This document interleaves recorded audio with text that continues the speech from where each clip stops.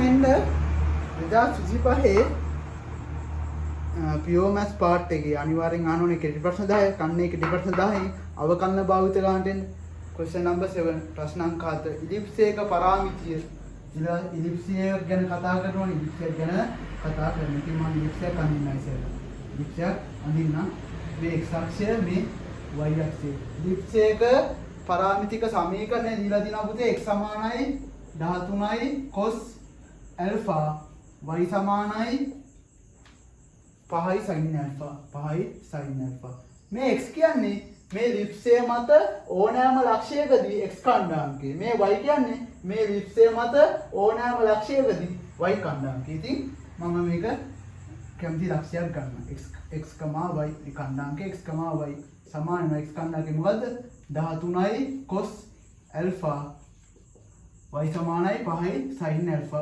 5යි sin alpha මේ කට්ටිය කියනවා dy dx ඒ කියන්නේ පුතේ මේ ellipse ඕනෑම තැනකදී අනුක්‍රමණය හොයන්න කියනවා. ඉතින් dy dx කියන්නේ dy දාමනී තියෙන dy dx කියන්නේ dy d alpha වැඩි කිරීම d alpha dx dy d alpha හොයා ගන්න ඕනේ. ඉතින් මෙයා dy d alpha හොයා ගන්න මෙන්න මෙයා භාවිතා කරන්න පුළුවන්. මෙතනින් dy d alpha එනවා 5යි cos alpha ආය dx යට d alpha එනවා. ඔය d alpha dx එක එහෙනම් d alpha dx යට d alpha වෙනවා 13යි cos alpha ගේ අවකලනය ඍණ sin alpha එන ඍණ 13යි sin alpha. ඉතින් මෙන්න මේ සමීකරණ නැත්නම් දාමනීතියට ආදේශ කිරීමෙන් අපිට dy යට dx ගන්න පුළුවන්. dy යට d alpha එනවා 5යි cos alpha 5යි cos alpha d alpha යට dx එන්නේ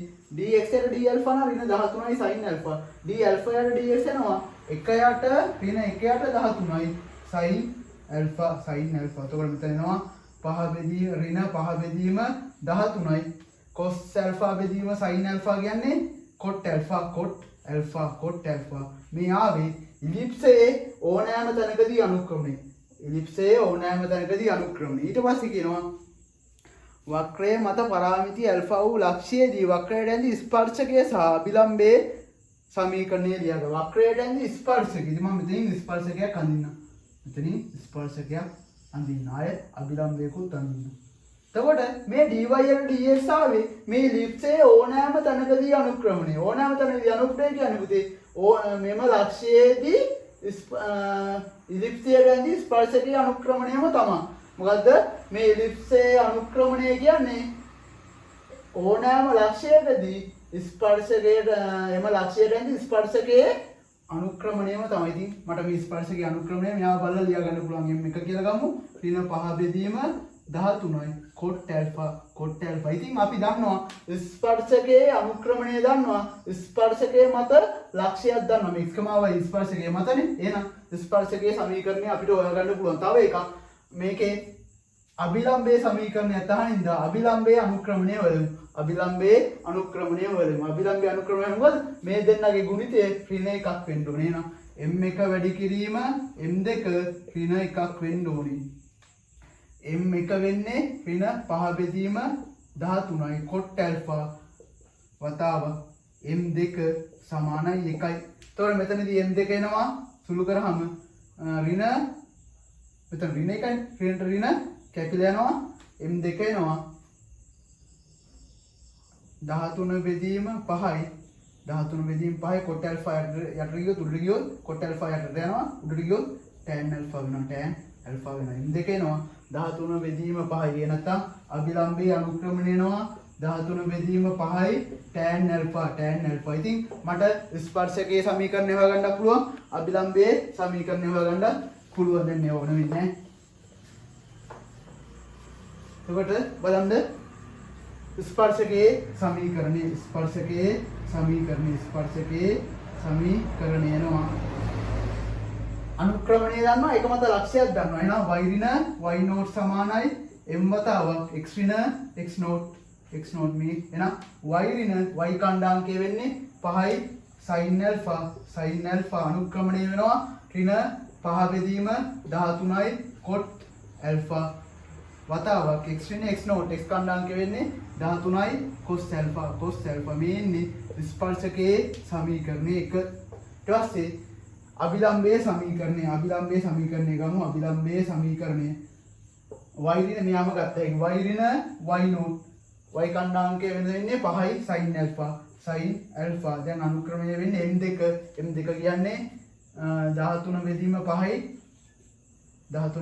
5යි tan alpha x ඍණ x නෝට් වෙන්නේ 13යි cos alpha. ඔන්න ස්පර්ශකයේ සමීකරණයයි අභිලම්බයේ සමීකරණයයි හොයාගත්තා. ඊට පස්සේ මොකද කියන්නේ කියලා බලමු. ඊට පස්සේ කියනවා මෙම ස්පර්ශකයේ සහ අභිලම්බයේ පිළිවෙලින් මෙම ස්පර්ශකයේ සහ අභිලම්බයේ පිළිවෙලින් a හා b ලක්ෂවලදී x අක්ෂයේ ඡේදනය කරයි. මේ අභිලම්බයේ x අක්ෂයේ ඡේදනය කරන තැන මෙම ස්පර්ශකයේ සහ අභිලම්බයේ ස්පර්ශකයේ පිළිවෙලින් කියන්නේ. එතකොට මෙයා තමයි ඒ වෙන්නේ. මෙම ස්පර්ශකයේ සහ අභිලම්බයේ පිළිවෙලින් ස්පර්ශකයේ a වලින් x අක්ෂය ඡේදනය කරනවා කියනවා. අභිලම්බය b ලක්ෂයේදී x අක්ෂය ඡේදනය කරනවා. ඉතින් මේකේ x කණ්ඩාංකය ලියා ගන්න පුළුවන්. x1 කියලා ගමු. y කණ්ඩාංකය මොකද? බිඳුව. b ලක්ෂයේ x කණ්ඩාංකය ගමු x2 y කණ්ඩාංකය කිය බිඳුව. x අක්ෂය මත ඉඳලා. ඊට පස්සේ කියනවා අක්ෂවලදී ඡේදනය කරන OA වැඩි කිරීම OB. OA කියන්නේ මොකද්ද? මෙතන ඉඳන් මෙතෙන්ට දිග x1. OA කියන්නේ x1. OA කියන්නේ x1. OB කියන්නේ x2. OB කියන්නේ x2. ඉතින් අපි දන්නවා මෙන්න මේ x1, බිඳුව කියන ලක්ෂය ස්පර්ශකයේ හරහා යනවා. ස්පර්ශකයේ සමීකරණයට මෙන්න මෙයාව ආදේශ කරන්න පුළුවන්. ස්පර්ශකයේ සමීකරණය දන්නවා. y කියලා එන ස්පර්ශකයේ සමීකරණය අපිට ගන්න පුළුවන්. මෙතන බිඳුවයි ඍණ 5යි sin alpha ඍණ 5 බෙදීම 13යි cot alpha x කණ්ඩාංකය වෙන්නේ x1 ඍණ 13යි cos alpha. මෙතනින් x1 වැඩි කිරීම x2 නේ ඕනේ. ඔය වැඩි කිරීම OB නේ. x1 උක්ත කරමු. මෙයාට මෙයා කැපිලා යනවා. 13යි sin alpha බෙදීම cot alpha එනවා x1 ඍණ 13යි cos alpha. මෙතනින්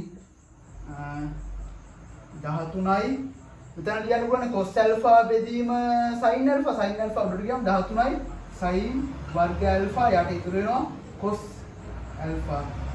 දැන් දෙනවා 13යි cos alpha සමානයි x1. ඉතින් x1 එනවා මෙතනදී 13යි sin වර්ග alpha ධන 13යි cos වර්ග alpha බෙදීම cos alpha. එතකොට මෙතනදී x1 එනවා 13ක් පොදුයි sin වර්ග alpha ධන cos alpha එකයි. එහෙනම් 13 බෙදීම cos alpha එනවා x1. ඉතින් ওই විදිහටම මෙන්න මේ ලක්ෂය අභිලම්බයේ සමීකරණයට දාලා x2 හොයාගමු. අභිලම්බයේ සමීකරණයට ආදේශ කරමු. අභිලම්බයේ සමීකරණය උනේ y ඍණ 5යි sin